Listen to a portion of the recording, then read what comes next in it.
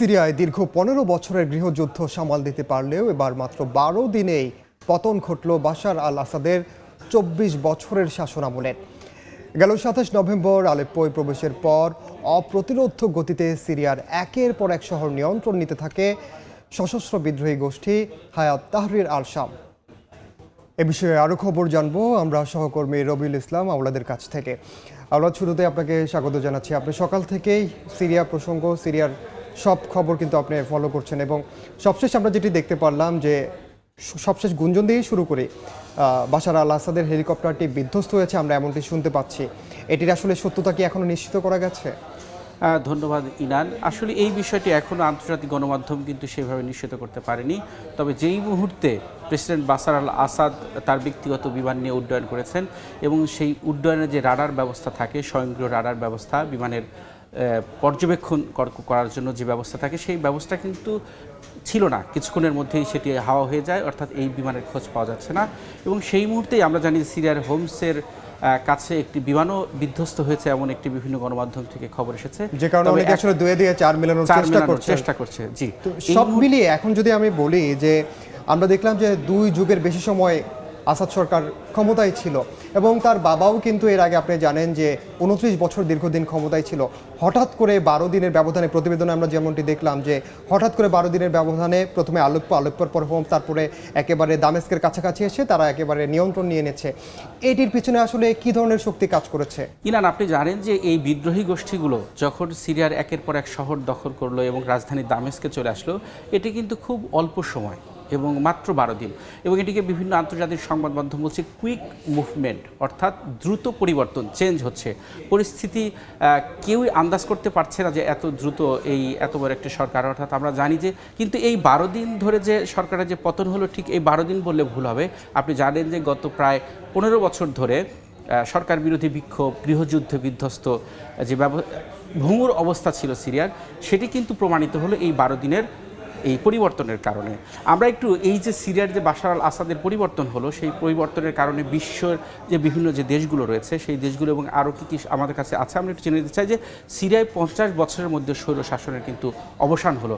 এবং তিনি, এই যে আমি যেটা আপনাকে আগেই বলেছিলাম যে ব্যক্তিগত বিমানে সিরিয়া থেকে যাওয়ার সময় সেটি পালিয়ে গেছেন আসাদ সেটাতে এবং বিধ্বস্ত হওয়ার গুঞ্জন রয়েছে। এবং আরও একটি বিষয় আছে যে নতুন যুগের সূচনা, অর্থাৎ যে বিদ্রোহী গোষ্ঠী যারা প্রেসিডেন্ট বাশার আল আসাদকে ক্ষমতাচ্যুত করলেন, তারা বলেছেন যে আমরা প্রতিশোধ পরায়ণ হব না, অর্থাৎ ইনক্লুসিভ, অর্থাৎ সবার যে মত প্রকাশের স্বাধীনতা এবং সবার অবস্থান, সেই অবস্থানটা ধরে রাখার চেষ্টা করছে, যেটি কিন্তু এই ভঙ্গুর যে সিরিয়া, সেই অবস্থানের একটা বড় গুরুত্বপূর্ণ একটি স্টেটমেন্ট। আরেকটি যে মধ্যপ্রাচ্যে জঙ্গিবাদের উত্থানের শঙ্কা করছেন অনেক দেশ, এর মধ্যে সিরিয়ার যে প্রতিবেশী দেশ ইরাক, তারা কিন্তু এই বাশার আল আসাদের পরিবর্তনের কারণে, তার ক্ষমতাচ্যুতের কারণে কিন্তু এই ধরনের শঙ্কা প্রকাশ করেছে। আসলে রবিউল, শুধু তো আসলে ইরাকটা, আরও অনেকগুলো দেশের স্বার্থ কিন্তু এই সিরিয়া ঘিরে আসলে জড়িত। আমি যদি একেবারে নির্দিষ্ট করে বলি, রাশিয়াকে আমরা দেখেছি ২০১৬ সালে কীভাবে তারা সিরিয়াকে সমর্থন দিয়েছে।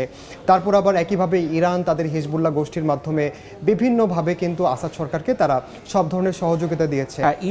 ইরান এবং রাশিয়া বরাবরই আসাদ সরকারকে নানাভাবে সমর্থন দিয়ে আসছে। এবং এক্ষেত্রে কিন্তু এই যে হঠাৎ যে পরিবর্তন হলো, এই হঠাৎ পরিবর্তনের কিন্তু নানা রকম মেরুকরণ খোঁজা হচ্ছে। শুধুমাত্র আসলে ইরান আর রাশিয়ার কথাও যদি আমরা বাদ দিই, এছাড়া আবার যুক্তরাষ্ট্র, আপনি জানেন যে তাদের রয়েছে অনেকগুলো বিষয় স্বার্থ জড়িত রয়েছে। যে ট্রাম্প বলেছেন বিশ্বের যে মোড়ল যে দেশগুলো রয়েছে, অর্থাৎ পরাশক্তি যে দেশগুলো রয়েছে, তাদের কিন্তু একটা ক্ষেত্র পরিণত হয়েছিল এবং একটি বড় ধরনের কিন্তু একটা পরিবর্তন বিশ্বজুড়ে আসছে। এই মুহূর্তে সিরিয়ার যে আসাদ সরকারের পতন হলো, এরপরে আসলে বিশ্বের যে বিভিন্ন দেশগুলো আছে, আমরা তুরস্কে দেখেছি যে বিক্ষোভ করতে দেখেছি এবং আফগানিস্তানের তালেবান সরকার কিন্তু আবার এটিকে স্বাগত জানিয়েছে।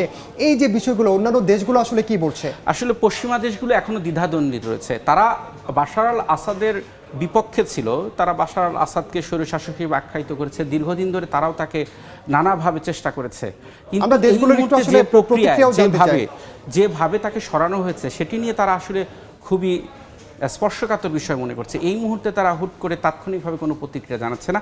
আমরা যদি একটু মোটা দাগে একটু যদি বিশ্লেষণ করি, যদি হঠাৎ করেই খেয়াল করবেন যে এতদিন কিন্তু সিরিয়ার ইস্যুটা ধামাচাপা পড়েছিল, কিন্তু হঠাৎ করে গত ২৭ নভেম্বর আমরা দেখলাম যে আমরা কিন্তু এই নামটি আসলে শুনিনি। একেবারে সত্যি কথা যেটি যে হায়াত তাহরির আল শাম, আমরা হঠাৎ করে এই নামটি শুনেছি। এই হায়াত তাহরির আল শামস কিন্তু খুবই একটা কৌশলগত একটি নাম। এর আগে কিন্তু তাদের আল নুসরা ফ্রন্ট নামে যখন গৃহযুদ্ধ শুরু হয়, সেই গৃহযুদ্ধের সময় কিন্তু তাদের মূল নাম ছিল আল নুসরা ফ্রন্ট, এবং তারা কিন্তু ওই সময় যখন গৃহযুদ্ধটা খুব জটিল আকার ধারণ করে, তীব্র আকার ধারণ করে, তারা কিন্তু ব্যাপক প্রতিরোধ গড়ে তুলেছিল।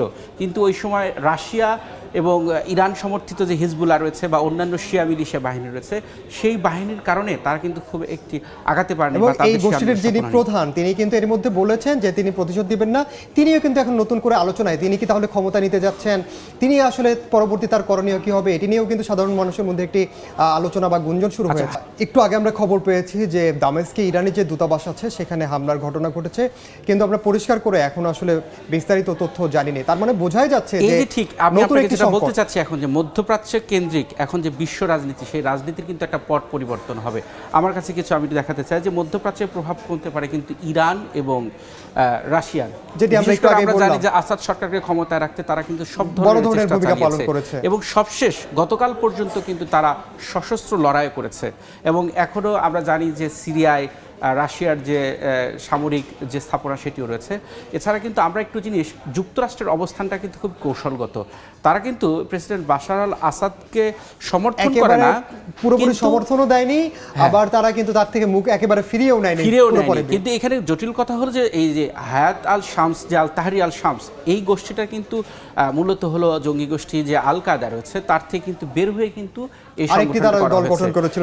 এই আল কায়দা দমনের নামে কিন্তু আমরা দেখেছি মধ্যপ্রাচ্য কেন্দ্রিক যে পশ্চিমা দেশগুলোর যে প্রভাব, সেই প্রভাব থেকে বেরিয়েছিল। কিন্তু এখন আবার তাদেরই যে অ্যাফিলিয়েটেড যে সংগঠন বলা হচ্ছে, তাকে কিন্তু এখন তারা আবার সিরিয়ার জাতীয়তাবাদী সংগঠন বলা হচ্ছে। এবং একই সঙ্গে আমরা দেখতে পাচ্ছি যে আরব বিশ্বও কিন্তু এখন নতুন করে বিশ্বগুলো, আমরা দেখছি এই সময় পরিবর্তনের পর দেখা যাবে যে পরিস্থিতি আসলে কোন দিকে যায়। এখন পর্যন্ত আমরা যতটুকু জানি যে এই বিদ্রোহী গোষ্ঠীগুলোকে সংযুক্ত আরব আমিরাত এবং তুরস্কের যে প্রধানমন্ত্রী প্রেসিডেন্ট রিসেপ তাইপ এরদোয়ান, তিনিও কিন্তু বলেছেন যে সিরিয়ায় যে এখন পরিস্থিতি, নতুন বাস্তবতা বলছে, তিনি বলছেন যে এই বিশ্বকে সিরিয়ার এই নতুন বাস্তবতা মেনে নিয়ে সামনের দিকে এগোতে হবে। আমরা আসলে তাই আশা করি যে খুব দ্রুত এটির একটি সমাধান হবে, এবং যে পরিবর্তিত পরিস্থিতি সেটি নিশ্চয়ই একটি সমাধান হবে। রবিউল, আপনাকে অসংখ্য ধন্যবাদ। আপনাকে ধন্যবাদ। সিরিয়া পরিস্থিতি নিয়ে আলোচনার জন্য স্টুডিওতে যুক্ত ছিলেন সহকর্মী রবিউল ইসলাম।